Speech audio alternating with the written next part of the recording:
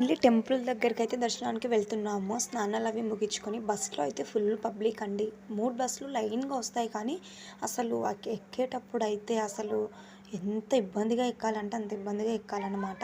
ఇక టెంపుల్ లోపలికొచ్చేసాం. దర్శనం చేసుకున్న తర్వాతనే మొబైల్ వెళ్ళి మళ్ళీ తెచ్చుకోవాలి. మనం దర్శనానికి వెళ్ళేటప్పుడు మొబైల్ తీసుకొని పక్కకు పెట్టుకుంటారు. ఇక్కడొచ్చేసరికి డోర్ అయితే బావుంది. మంచిగా చూడడానికి అందుకనేసి ఇక్కడ ఫోటో దిగాము. పక్కనే లక్కీ బాబు చూడండి నిలబడంటే వాడు దాని పైన ఎక్కేసి ఫోటో దిగుతుండు. ఇక వాడిని ఇలా దేవుడికి మొక్కుతూ వీడియో తీశాను. ఇదొచ్చేసి టెంపుల్ చుట్టుముట్టు అయితే బావుంది చూడ్డానికి. నేను మొన్న రీసెంట్‌గా కుట్టుకున్న హాఫ్ సారీ అనమాట. ఇది ఎలా ఉందో కామెంట్ సెక్షన్‌లో కామెంట్ చేయండి.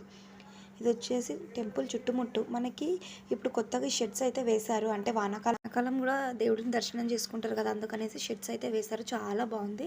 ఇక పక్కకే కళ్యాణ వేదిక అంటే ఇది కొత్తగా దేవుడికైతే ఏదో పూజ జరిగింది.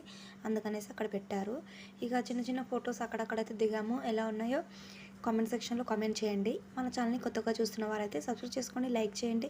పక్కనున్న బెల్ ఐకాన్ని ప్రెస్ చేయండి. మీరు ఒక లైక్ చేయడం వల్ల మన ఛానల్ చాలా మందికి అయితే వెళ్తుంది. ప్లీజ్ లైక్ కంపల్సరీ, అలాగే సబ్స్క్రైబ్ కూడా చేసుకోండి. బాయ్ అండి. నెక్స్ట్ వీడియోతో మళ్ళీ కలుద్దాం.